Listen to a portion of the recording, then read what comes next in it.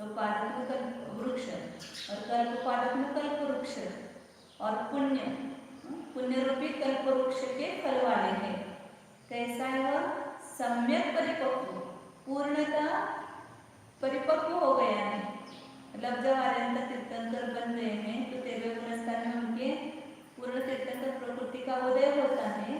इसलिए उनको कहा कि पुण्य रूपी कल्प वृक्ष के जिनके परिपक्व फल हो गए हैं, ऐसे फल वाले हैं। कच्चा फल नहीं अभी, सत्ता में नहीं पड़ा है, सब फल पक गए हैं, मतलब सब पुण्य का उदय उनको आ गया है। और कैसा? सम्यक रीति से, संपूर्ण सम्यक रीति से पुण्य रूपी कल्प वृक्ष के समस्त फल जिनको प्राप्त हो गए हैं, ऐसे अरिहंत भगवान के उनको पुण्य का उदय, पुण्य के उदय से अरिहंत नहीं हुए हैं, लेकिन अरिहंतम को पुण्य का उदय है। मतलब इधर से व्याप्ति नहीं लगाना, मतलब अरिहंत अवस्था किस कारण से प्राप्त होती है? पुण्य के उदय से नहीं होती है। पुण्य का उदय निमित्त कह सकते हैं उसको, लेकिन पुण्य उनके अंतरंग में जो अभेद रत्न त्रैरूप कारण समय सार रूप से परिणति होती है 12वें अवस्था में, वो उसका कारण है। और अरिहंत अवस्था ये कार्य समय सार है, तो उसमें कारण कार्य संबंध है, उपादान कारण कार्य संबंध। और जब अरिहंत बनते हैं तो तब उनके जो पहले पुण्य प्रकृतियों का बंध किया है, तीर्थंकर प्रकृति का भी बंध किया है, और बाकी उसके साथ में और भी पुण्य प्रकृतियों का बंध किया है। सुबोध है, आदि जो है तीर्थ है, इन सब पुण्य प्रकृतियों का बंध किया है। तो उस सब पुण्य प्रकृतियों के फल पक्व हो गए, मतलब उदय में आ गए हैं, और उसका फल उनको मिल रहा है। समोषणादि बुद्धि, अष्टप्रार्थी कार्य, और अतिशय सब देव सुरेंद्र आकर के उनके चरणों में नतमस्तक होते हैं। ये सब उनके पुण्य का प्रताप है, तो ये पुण्य फल वाले हैं। क्रिया तेषां या काचन सा सर्वापि तद उदया अनुभाव संभावित आत्म संभूतितया केवल औदैकी एव। सामान्य शब्दों का प्रयोग करते हैं हम। क्रिया तो तेषां, और उनकी क्रिया, अरिहंत तीर्थंकर की क्रिया मतलब विहार करना, खड़े रहना, बैठना, दिव्य ध्वनि, ये जो उनकी क्रिया है वो कैसी होती है? उनकी क्रिया या कार्चना, पिछले गाथा में जो क्रिया कही थी उसका कारण क्या है? तो वह सा सर्वापि, वह सभी क्रिया तद उदय अनुभाव संभावित आत्म संभूतितया, प्रयोग किया शब्दों का, खाली उसके उदय से उत्पन्न होती है, इतना अर्थ है उसका सामान्य अर्थ में। जो तीर्थंकरों की क्रिया है वो किस कारण से उत्पन्न होती है? उस तीर्थंकर प्रकृति के उदय से उत्पन्न होती है, लेकिन अनुभाव संभावित आत्म संभूतितया, मतलब उस तीर्थंकर के उदय के प्रभाव से, अनुभव मतलब प्रभाव, जिसकी आत्म संभूति संभावित है, मतलब जिसकी उत्पत्ति, आत्म संभूति का अर्थ उत्पत्ति, आत्मलाभ ऐसा बोलते हैं ना उन क्रियाओं का। पुण्य केल्याशिवाय कसं मिळाले? तर पुण्य त्यांनी केलेच की, व तीर्थंकरांनी पहिला पूर्वी तीर्थंकर प्रकृति का बंध किया है ना, उसका ही फल मिल रहा है उनको, लेकिन अरिहंत जो हुए उस प्रकृति के उदय से नहीं हुए।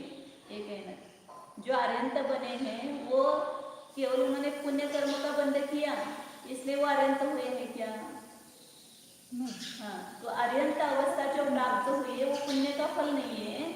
अरिहंत अवस्था जो प्राप्त हुई है वो अपने आत्म साधना से, अपने शुद्ध उपादान कारण से हुई है, और उन अरिहंत बनने के बाद उन्होंने जो पहले तीर्थंकर प्रकृति का बंध किया था उसका उदय आता है, इसलिए उनको पुण्य का उदय आ रहा है।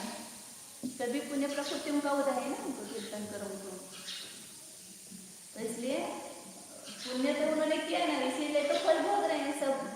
समोशरणानी क्यों मिले उनको? इंद्र आकर के सेवा करता है, सब क्यों हो रहा है? उनके प्रकृति का वही प्रभाव, इसलिए ऐसा शब्दों का प्रयोग किया ना। तो उदय अनुभव, उस तीर्थंकर प्रकृति के उदय के प्रभाव से जिसकी जिन क्रियाओं की आत्मलाभ मतलब उत्पत्ति संभावित है, इसलिए वह क्रिया अवदैकी है। वह तीर्थंकर प्रकृति के उदय है, शरीराम कर्म का उदय है, अन्य प्रकृतियों का उदय है, उस उदय से वो क्रिया हो रही है, इसलिए उन क्रियाओं को अवदैकी एवं, वह क्रिया तो अवदैकी ही है, मतलब कर्म के उदय से ही हो रही है जो भी क्रिया हो रही है वो विहारादि क्रिया सब। अथ एवं भूता अपि सा समस्त महामोह मूर्धाभिषिक्त स्कंधावारस्य अत्यंत क्षय तत्वात् मोह राग द्वेष रूपानां उपरंजकानां अभावात् चैतन्य विकार कारणताम् अनासादयन्ति नित्यम औदैकी कार्यभूतस्य बंधस्य अकारणभूततया कार्यभूतस्य मोक्षस्य कारणभूततया च ध्यायति एव कथं हि नाम न मन्येत। अथ एवं भूता क्रिया अवदय है कर्म के उदय से होती है चेतन कर्म की क्रिया, फिर भी सा वह शायकी ऐसा लगा है कर्म के उदय की निमित्त से होती है उसका उदय की कहानी, फिर भी वह शायकी ही है। अवदय की है वो यहाँ पर कहा, यहाँ पर शायकी है वो, दोनों सम्यक एकांत है। ये वो लगाते लगा के समझना कि सम्यक एकांत है कि उदय से होने के कारण उसका उदय की ही कहानी, लेकिन वह कर्म का बंध नहीं करते थे, वो शायकी ही है। ये वो समस्त महामोह मूर्धाभिषिक्त स्कंधावारस्य, कैसे शब्द लिखे थे, संपूर्ण महा मतलब बड़ा, मोह रूपी कौन है, मूर्धाभिषिक्त राजा।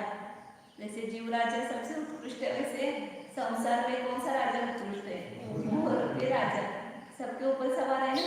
एक छत्री कृत विश्वतया महता मोह ग्रहे न गौरी वायु मानस्य, चौथी गाथा में है ना कि एक छत्रीकृत राज्य उस मोह का, ज्ञानियों को छोड़ बाकी सब अज्ञानियों के ऊपर उस मोह राजा का राज्य चलता है, इसलिए उसको राजा कहा है। इससे पहले किसका पराभव करना है, एक एक सैनिक को पराभव नहीं करना, पहले राजा का पराभव करते, फिर बाकी के अपने आप वश हो जाते हैं। राजा को वश करने पर बाकी लोगों को वश करने के लिए कष्ट नहीं है, वे सब अपने आप वश हो जाएंगे। इसलिए उन्होंने क्या किया है, अरविंदों ने महामोहरूपी राजा, राजा किसका अर्थ किया, मूर्धाभिषिक्त, मस्तक से जिसका अभिषेक होता है, राज्याभिषेक होता है ना, मूर्धाभिषिक्त मतलब राजा, और स्कंदावर मतलब सेना, महामोहरूपी राजा की सेना का, केवल राजा का नाश किया नहीं, राजा के साथ सभी सेना, मिथ्यात्व ये मोहरूपी राजा है और उसकी सेना क्या है, संपूर्ण, जितने क्रोध मान माया लोभ सेनापति है चार, और बाकी उसकी सेना क्या है, हास्य रति अरति शोभ भय गुस्सा, ये उस सबकी सेना है उस मोहरूपी राजा। पूरे मोह का नाश किया है ना, संपूर्ण मोह का क्षय किया है। इसलिए महामोहरूपी राजा की सेना का अत्यंत क्षय, खाली उपशम भी नहीं किया है, पूर्णता नाश किया है। अत्यंत क्षय होने पर संभूतत्वा, एक क्रिया मोह का क्षय होने पर उत्पन्न होती है, इसलिए मोह राग द्वेष रूपाणाम उपरंजकाणाम अभावात्, मोह राग द्वेष रूपी जो क्या है उपरंजक, रंगारे बोलते मराठी में, रंग देने वाले, पेंट करने वाले हैं, संपूर्ण दीवार को पेंट कर दिया ना, रंगीन बना दिया उसको, तो इसी प्रकार इस आत्मा को रंजायमान करने वाले कौन है, रंगाने वाले मोह राग द्वेष। ऐसे आत्मा संसार में रंजित हो गए हैं, रागी द्वेषी मोही हो गए हैं। आत्मा शुद्ध होते हुए भी अपने शुद्ध स्वभाव की अपेक्षा से शुद्ध है आत्मा, लेकिन फिर भी अभी मोही रागी द्वेषी क्यों दिखाई दे रहा है, इन मोह राग द्वेषों ने उसको रंजक बना दिया है। दीवार तो सफेद थी, लेकिन पेंटर ने क्या किया, उसको लाल बना दिया, हरा बना दिया, नीला बना दिया। ऐसे ही ये शुद्ध होते हुए भी मोह राग द्वेषों ने इस आत्मा पर पेंट चलाया, इसलिए आत्मा कैसा दिखाई दे रहा है, शुद्ध ज्ञान स्वरूप नहीं दिखाई दे रहा है, सर्व विशुद्ध ज्ञान स्वरूप होते हुए भी मोह राग द्वेष उपरंजक के कारण ऐसा दिखाई देता है। और कीर्तन करने आर्यंतों ने इस मोह राग द्वेष उपरंजकों का अभाव किया है, उसका अभाव होने से चैतन्य विकार कारणता अनासादयन्ति। चैतन्य के विकार को कारण मोह ही नहीं है तो विकार कहाँ से होगा? अशुद्धता किस कारण से है? इन घाती कर्मों के कारण से सब अशुद्धता है। अब घाती कर्म का अभाव हो गया, मोह का अभाव हो गया, बाकी घाती कर्मों का भी अभाव हो गया, तो अब चैतन्य विकार की कोई कारण रहे नहीं। इसलिए चैतन्य के विकार के कारणता को न प्राप्त करती हुई अनासादयन्ति, मतलब वो भले चिंतन उनका विहार हो रहा है लेकिन उनका उसमें राग नहीं है, समुसरण लग रहा है लेकिन उनका उसमें राग नहीं है, तो वो सब क्रिया उदय की हो रही है, फिर भी वो चैतन्य के विकार कारणता को प्राप्त नहीं होती। हम जितने भी क्रिया करते हैं तो हमारे चैतन्य में विकार उत्पन्न होता है, वो विकार के कारण होती है, लेकिन उनकी वो क्रिया विकार को कारण नहीं हो रही है।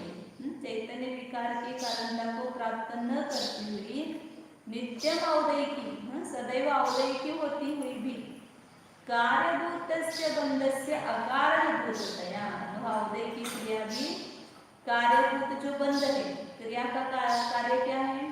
जो भी हम क्रिया कर रहे हैं उसका कार्य क्या है? बंध।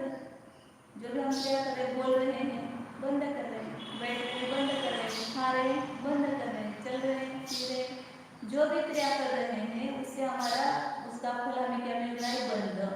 लेकिन वो तीर्थंकर अरेंदों की क्रिया है अवदय की होती हुई भी, उदय से ही होगी क्रिया, लेकिन होती हुई भी जो उसका कार्य है, क्रिया का कार्य क्या है? बंध। उसका अकारणभूत होने से, उस बंध का कारण नहीं है वो क्रिया है।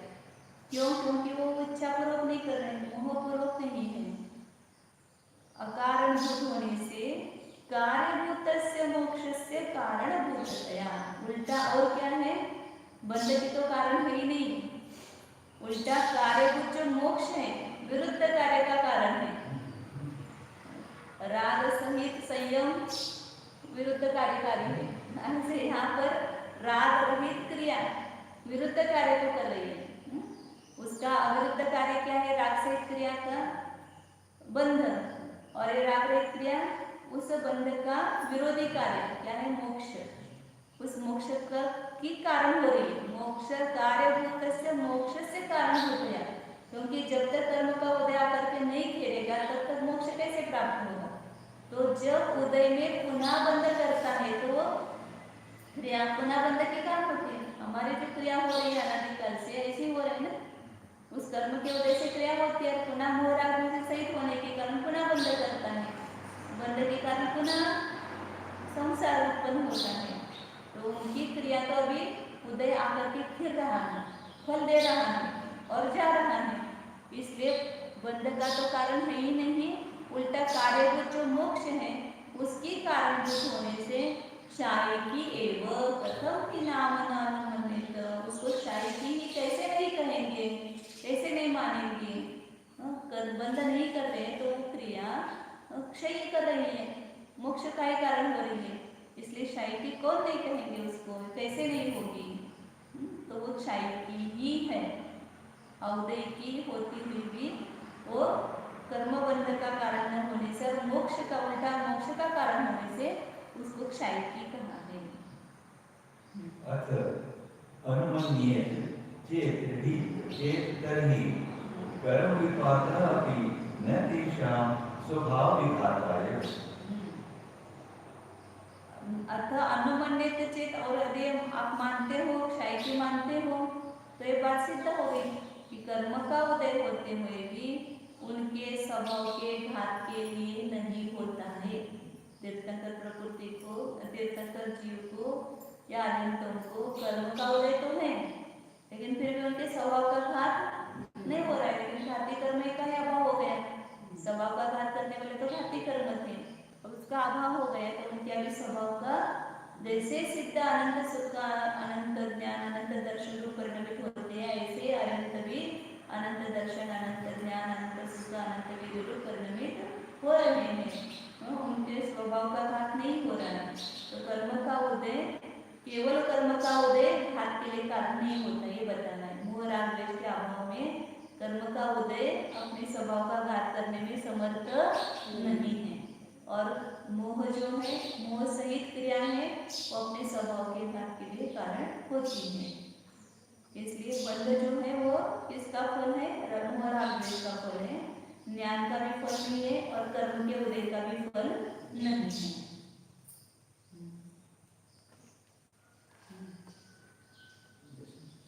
हाँ, जैसे नाचार्य की टीका पढ़ते हैं। पूर्वम यद उत्तम रागादि रहित कर्मोदय बल कारणम न भवति विहार आदि क्रिया च तम एव अर्थम प्रकारांतरेण ग्रह्यति। पहले कहा है, क्या कहा है कि रागादि रहित जो कर्म का उदय है, कर्म का उदय तो सभी संसार जीवों को है नियम से, उदय गदा कम मोसाय बताया, लेकिन वो रागादि से रहित है तो बंध का कारण नहीं है। और विहार आदि क्रिया होती है उस उदय में, तो वो क्रिया भी बंध का कारण नहीं है, ऐसा बताया है। उसी अर्थ को अब दूसरे प्रकार से आगे करते हैं। पंच महाकल्याण पूजा जनकम त्रैलोक्य विजयकरम यत् तीर्थंकर नाम पुण्य कर्म तत्फलभूता अनंतर भवन्ति। पंच महाकल्याण पूजा जनकम, तीर्थंकर प्रकृति सत्ता में पड़ी हुई है, तो कितने पुण्यशाली है वो प्रकृति कि जिसकी उदय नहीं है। उदय तो कब आता है? तीर्थंकर प्रकृति का 13वें गुण स्थान में, लेकिन उसके पहले से कार्य चालू होता है, तो वो किससे होगा? सबको प्रश्न रहता है कि तीर्थंकर प्रकृति का उदय तो 13वें गुण स्थान में आता है, और गर्भ कल्याणी कब मनाया जाता है? जब वो नरक में है तब। तीर्थंकर नरक में होते हैं और इधर उनका नहीं, तीर्थंकर नरक में होते हैं, उसके नरक में होते तब 6 महीने पहले रत्नवृष्टि होती है। नरक गर्भ कल्याण तो गर्भ में आने के बाद होगा, लेकिन उसके पहले 6 महीने तक निरंतर रत्न की वृष्टि करता है कुबेर आकर के। तो उस समय वो कहाँ पर होते हैं?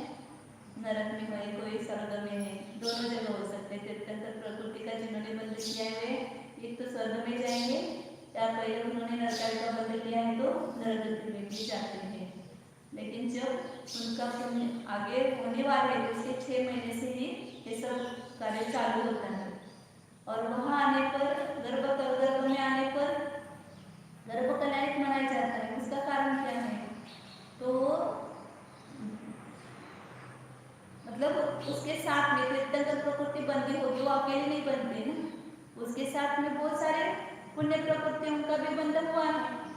और कर्म भी इतनी ऐसा नहीं, 148 ही कर्म है क्या? 8 कर्म, और 8 के वेद 148 बताते, तो 148 नहीं है क्या? बहुत सारे और भी कर्म की प्रकृतियां बन सकती है।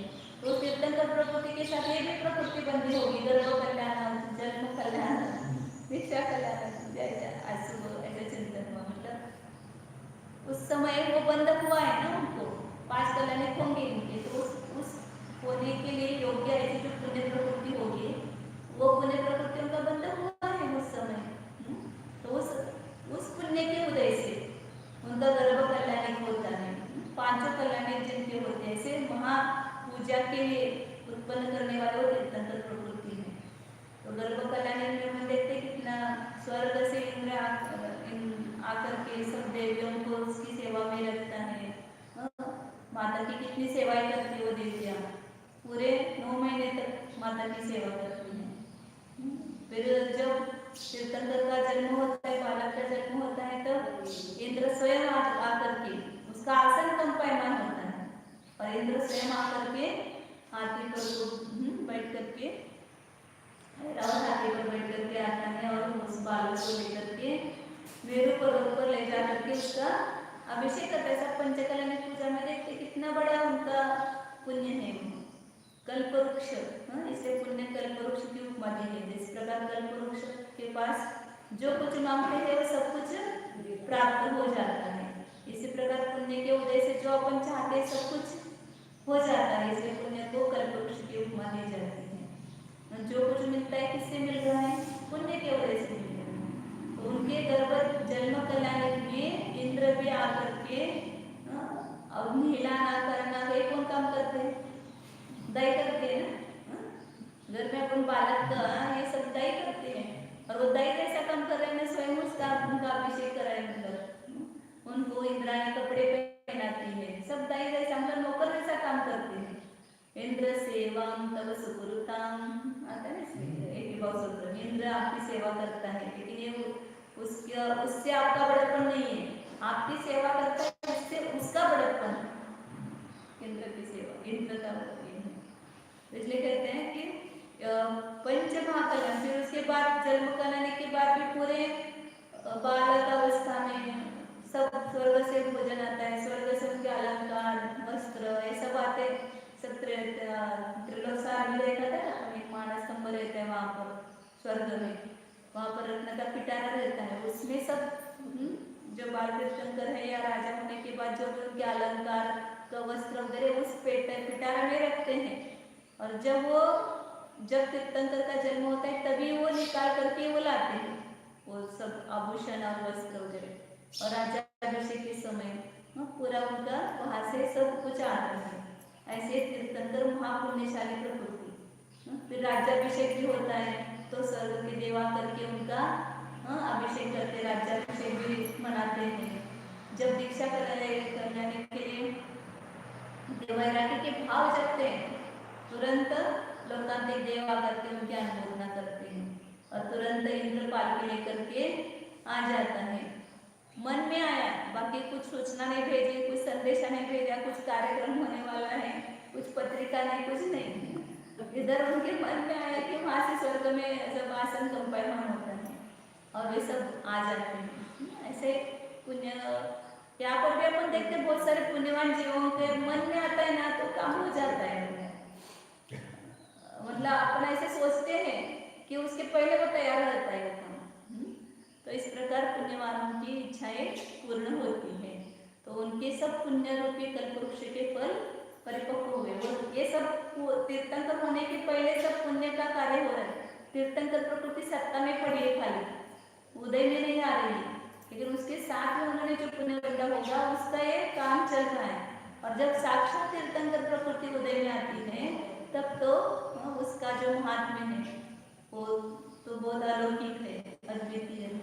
सब समोषण आदि की रचना वगैरह पढ़ते तो कैसे रत्न मानी किरान सात भूमिया कल्पवृक्ष, कितना बड़ा वैभव रहता है वो समोषण का। फिर भी वो तीर्थंकर कैसे रहते हैं, सब इस बाह्य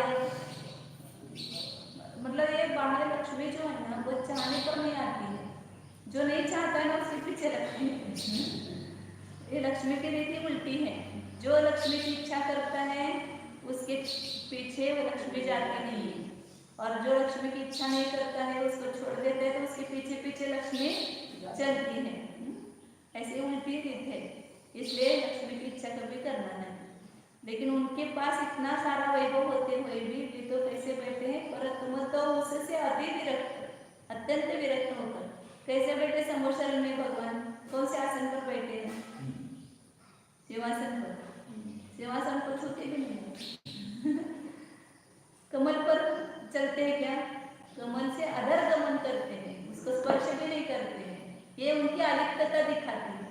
इतने पूरा वैभव होते हुए भी उस वैभव की तरफ आँख खोल करके देखते नहीं है, उसको स्पर्श भी नहीं करते हैं, और कुछ भी बाहर चल रहा है तो उसका अंदर में उनको कोई भी विकल्प नहीं है, अपने आत्मानुभव में लीन है, अपने अनंत चतुष्टय स्वरूप में लीन होते हैं, उनका बाहर कोई भी उपयोग नहीं रहता है।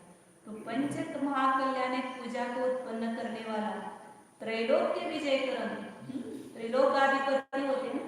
कौन त्रिलोकाधिपति होता है, जो अपने आत्मा में डूब जाता है, किसी की तरफ देखता नहीं, किसी को मनाता नहीं है ना, किसी को कोई पारितोषिक वगैरह देता नहीं है।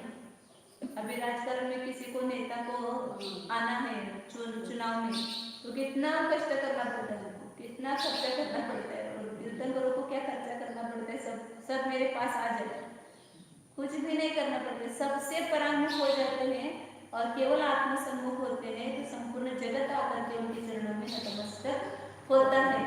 तो वो भगवान अपने को बता रहे हैं कि त्रिलोकाधिपति अकिंचन मिथ्यास्व त्रैलोक्याधिपति भव, मैं अकिंचन स्वरूप हूँ, ऐसा मान करके तो अपने में रह तो तू त्रिलोकाधिपति होगा। और सब मेरे हो जाए, मैं इतना पैसा कमाऊंगा कि सबका राजा बन जाऊंगा, पंतप्रधान बन जाऊंगा, ऐसा सोच करके करेंगे तो कोई भी अपने आगे नहीं होंगे। इसलिए कहते त्रैलोक्य विजय कर्म, तीनों लोगों पर विजय प्राप्त करने वाली ऐसा तीर्थंकर नाम रूप पुण्य कर्म तत्फलभूता अनंत भवन्ति, उस फल वाले, उस पुण्य कर्म के फल वाले अनंत होते हैं। मतलब उस पुण्य के फल उनको प्राप्त हुए हैं, जो उन्होंने पहले बंद किया है उस पुण्य कर्म का उदय उनको आया है, लेकिन उदय आते हुए भी वे उससे उसको भोगते नहीं है उस उदय को, वे तो अपने में लीन है। पुण्य का उदय बाहर सब दिखाई दे रहा है, लेकिन उनके आत्मा पर कुछ असर नहीं कर रहा है।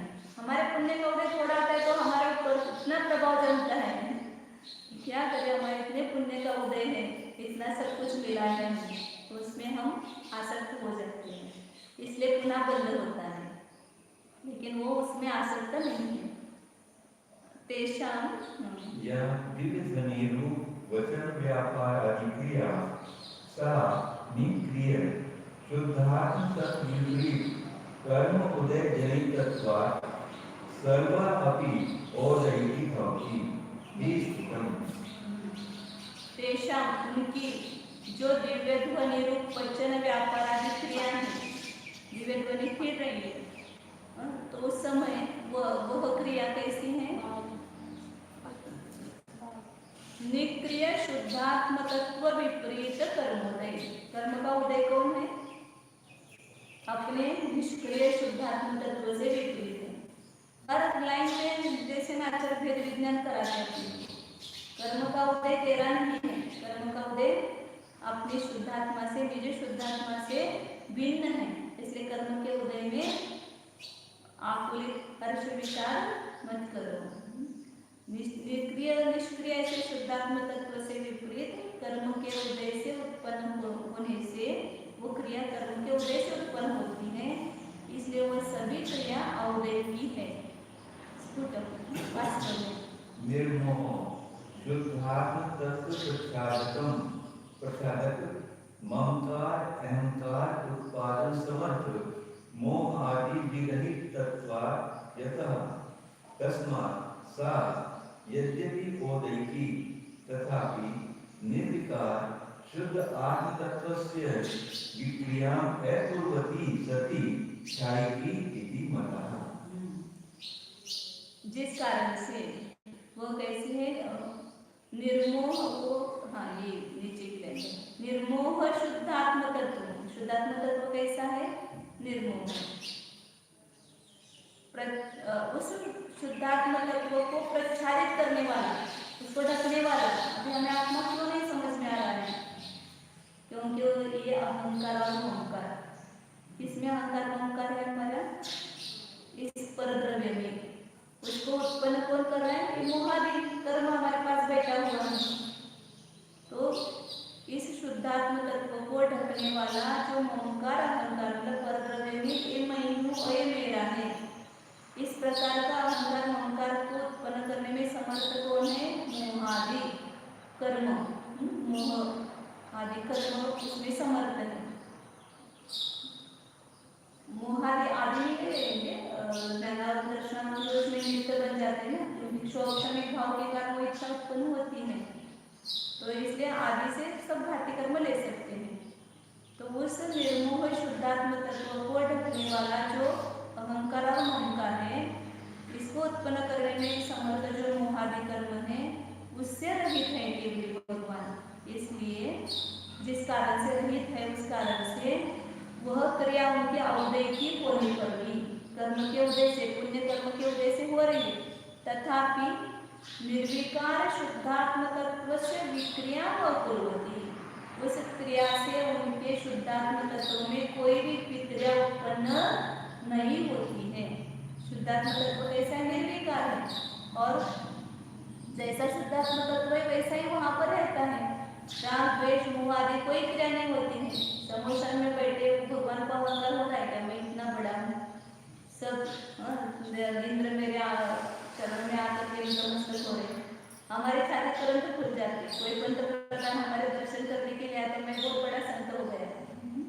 कोई कोई मंत्री आकर मैं बहुत बड़ा संत साधु हो गए, बड़े बड़े लोग मेरे पास आते हैं, पता है क्या आपको कौन कौन आते, सब फोटो करके सब फोटो लगाए जाएंगे, मंत्री आए तो मतलब अपने को उसमें बड़प्पन का अनुभव करते हैं, लेकिन भगवंतों को ये कोई भी उनका अहंकार नहीं कि चक्र में इतना 3 लोग का अधिपति हूँ, ये सब लोग मेरे पास आते हैं, प्रभाव ही नहीं पड़ता उनके ऊपर, क्योंकि मोह से नहीं है, कोई भी मोह उनके पास नहीं है।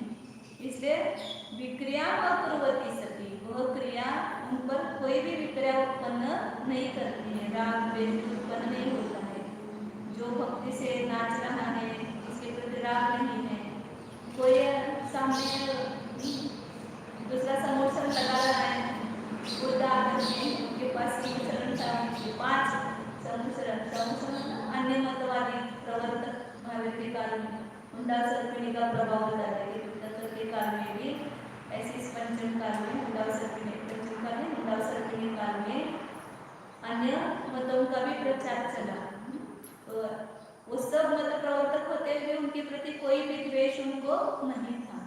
विक्रिया होती, कुछ भी विक्रिया नहीं करती है वो क्रिया, इसलिए वो क्षायकी कीमत है, इसलिए उस क्रिया को क्षायकी माना गया है।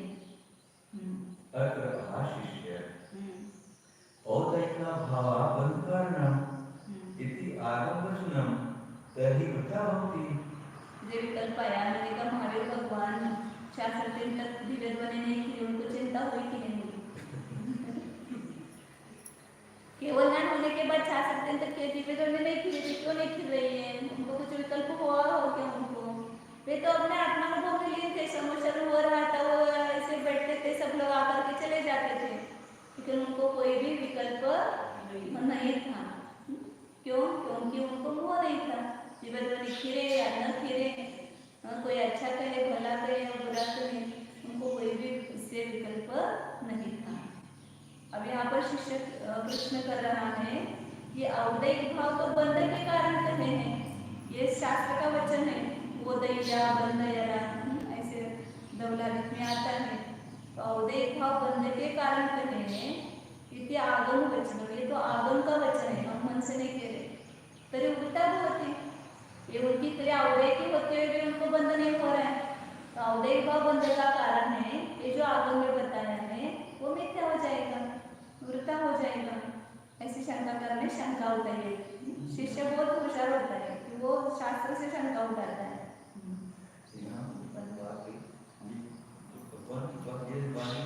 स्वाभाविक क्रिया है, इसमें उनको अपने शिष्य की उपस्थिति क्यों चाहिए? उनको कहाँ चाहिए ना चाहिए, वो तो उसके बिना, पात्र के बिना वो फिरती नहीं ना, पात्र नहीं था इसलिए नहीं थी वो, लेने के लिए कौन चाहिए ना। अब यहाँ पर भी पात्र जीव आते तो हमें भी ऐसे देने की बात होती कि जो पात्र होते हैं, देश पात्र के बिना नहीं थे, उनके अनुसार ही शब्द भी निकलते हैं। जैसे पात्र कम स्टैंडर्ड के होंगे तो उनकी वैसे भाव निकलेंगे, और जो अधिक विद्वान है तो विद्वानों के साथ वैसी भाषा निकलेगी, ऐसे पात्र चाहिए झेलने वाला। और गंधर्व ऐसा एक पात्र होता है, वो पूरे उनकी वाणी झेल सकता है।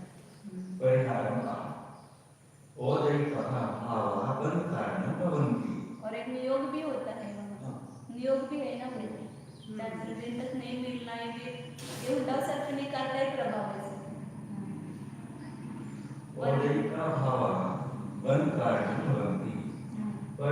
किंतु मोहोदय से उसका उत्तर दे रहे आचार्य कि औदैहिक भाव बंध के कारण है, ये बराबर है ये बात, परम किंतु मोहोदय से कहा, कौन से औदैहिक भाव बंध के कारण है?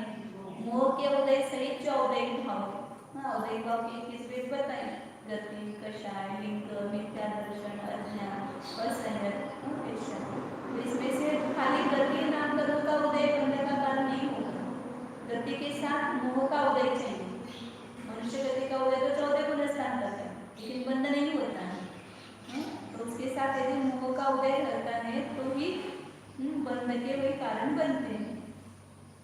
द्रव्य मोह उदय अपि सति यदि शुद्ध आत्म भावना बलेन भावरूपेण न वर्णन्ति तदा बंधः न भवति। द्रव्य कर्म का उदय होने पर भी, द्रव्य मोह मतलब कर्म, उस कर्म का उदय तो आया, जैसे क्रोध के क्षय का उदय आया है, मान के क्षय का उदय आया, माया के क्षय का उदय, कोई ना कोई उदय चलता ही रहता है ना। लेकिन उस उदय के आते हुए भी यदि हम शुद्धात्मा भावना में तत्पर है, शुद्धात्मा भावना में लीन है, तो वो उदय आएगा, क्या होगा? अब क्रोध ऐसा हुआ भी, फिर जो आगम पढ़ते वो ऐसा भी प्रश्न करते कि ऐसा कभी होता नहीं, द्रव्य कर्म और भाव कर्म का अविनाभाव संबंध है, जहाँ कर्म का उदय वहाँ पर भाव नियम से होगा, लेकिन वो भाव अवधिपूर्वक हो जाता है, उस तरफ उसका जुड़ाव नहीं है, तो उदय में आकर के वो फल दे करके फिर जाएगा, पुनः वह बंध नहीं करेगा। इस अपेक्षा से उसको कहा जाता है कि भाव मोह रूप से परिणमित नहीं होता है। हमने अपना उपयोग यही पुरुषार्थ है मोक्ष जाने का, कर्म का उदय तो हमेशा रहेगा ही, लेकिन हम यदि कर्म में जुड़ेंगे तो वह कर्म के उदय के निमित्त से नो कर्म मिलेगा और वह राग मोह राग देश उत्पन्न होंगे। लेकिन जब हम परद्रव्य को लक्ष्य नहीं करेंगे, अपने आत्मस्वरूप में लीन रहेंगे, तो वहां पर कोई है ही नहीं अपने को कषाय करने के लिए निमित्त, तो भले ही वहां पर अंतर में कुछ आत्मा में परिणति होती है, लेकिन वो ध्यान में नहीं आती कि कैसी परिणति है, तो उससे वो बंध नहीं होगा उस प्रकार का। इसलिए द्रव्य मोह का उदय होने पर भी यदि शुद्धात्मा भावना के बल से भाव मोह रूप से परिणमित नहीं होता है, तब बंध न होगी, तब बंध नहीं होता है। ऊपर चढ़ने के लिए एक शुद्धात्मा भावना ही कारण है। शुद्धात्मा का अनुभव, भावना तो हो या अनुभव तो हो, शुद्धात्मा का अनुभव ही संपूर्ण कर्मों का क्षय करने का कारण है। द्रव्य कर्म से भाव कर्म होता है, भाव कर्म से द्रव्य कर्म बनता है। ये श्रृंखला तोड़ने का साधन एक प्रज्ञारूपी छंदी के द्वारा संपूर्ण परद्रव्य प्रभावों को अलग करके एक अपने नित्य शुद्धात्मा का अनुभव करना ही, वो भी प्रज्ञा के द्वारा ही करना, वही उसका कारण है। इसलिए आचार्य कहते हैं कि द्रव्य मोह का उदय होने पर भी यदि हम उसको लक्ष्य नहीं बनाएंगे, अपना उपयोग अंदर जोड़ेंगे, तो उदय आकर के गिर जाएगा। तो शुद्धात्मा भावना के बल से भाव मोह रूप से परिणमित नहीं होता है, तब बंध नहीं होता है। यदि पुनः कर्मोदय मात्रेण बंधः भवति तर्हि संसारिणां सर्वदा एव कर्मोदयस्य विद्यमानत्वात् सर्वदा एव बंधः एव न मोक्षः इति अभिप्रायः। यदि पुनः कर्म के उदय मात्र से बंध होता है तो क्या होगा? कर्म का उदय तो हमेशा रहेगा, फिर हमेशा बंध होता ही रहेगा, तो मुक्त कब होगा? संसारी जीवों को सदैव ही कर्म का उदय विद्यमान होने से सदैव बंध ही होता रहेगा। लेकिन ये बंध को तोड़ने की श्रृंखला क्रम क्रम से होती है। थोड़ा थोड़ा बंध का अभाव होते हुए जब पूरा उदय इतना घट जाता है, सब आप सपना सर पड़ेंगे ना, तब ये द्रव्याने को कैसा मेल है अपने को समझ में आता है। मतलब पूरी वहाँ प्रक्रिया दिखाते कि उदय से बंध आनंद गुना की है, क्योंकि कर्म का उदय भी क्षीण होता जा रहा है। वो भी किससे क्षीण हो रहा है? इसके परिणामों की विशुद्धि से। पहले समय में जो उदय आएगा, उस दूसरे समय में उससे अनंत गुना हीन होकर के उदय आएगा। तो किसके कारण से हुआ? ये परिणामों की विशुद्धि से उसमें संक्रमण होकर के उसमें अनुभाग कांडघात स्थिति कांडघात हो रहे हैं, और उदय भी अनंत गुना हीन होकर के उदय में आ रहा है संक्रमण के द्वारा। तो इस प्रकार कर्म के उदय मात्र से बंध होता तो कभी भी किसी को मुक्ति नहीं होती, न मोक्ष नहीं होगा। इस प्रकार का यहाँ अभिप्राय है। अब आगे कर्ता भी बताते हैं कि केवल उनके जैसे विकार नहीं है, ऐसे हम ऐसे समझेंगे कि हमें भी विकार नहीं होगा, तो ऐसा नहीं होता है। लेकिन जीवों को विकार है वो बता रहे हैं।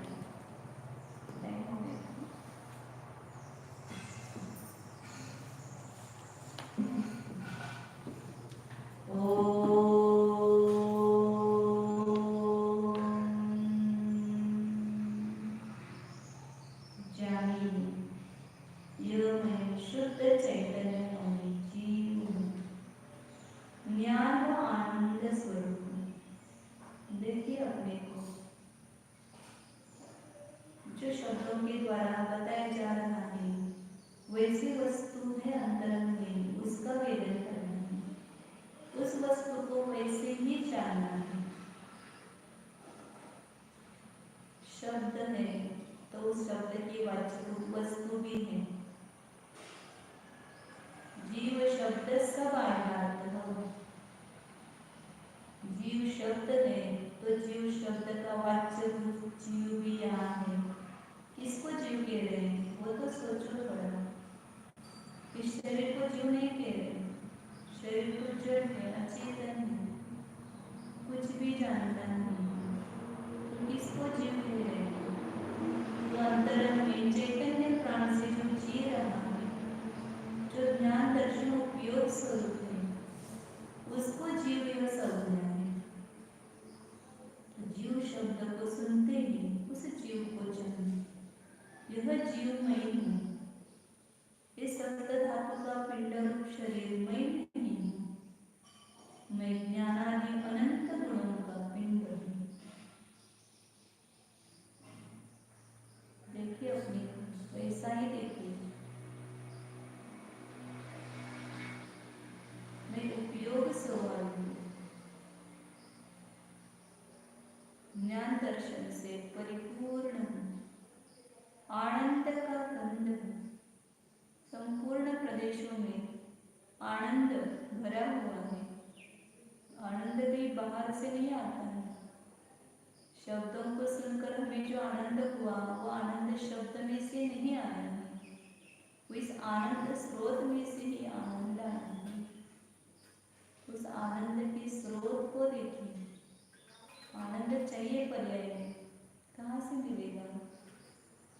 इस आनंद स्रोत में डुबकी लगाने से ही तो आनंद मिलेगा। देखिए कहाँ पर है आनंद स्रोत बह रहा है, कहाँ पर? यही भीतर, इस चैतन्य प्रदेशों में ही, ये अमूर्तिक असंख्य प्रदेशों में ही ये आनंद का स्रोत भरा हुआ है। उस स्रोत के पास चलिए, उस आनंदामृत का पान करने से परम तृप्ति का अनुभव होगा।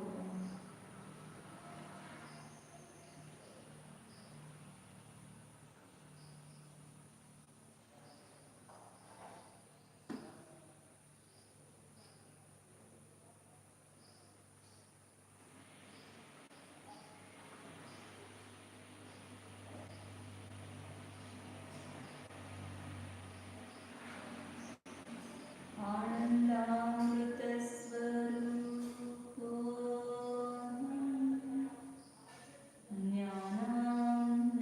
ज्ञानसुधारस स्वरूपो चैतन्यकल्पवृक्ष स्वरूपो चैतन्यचिन्तामणि स्वरूपो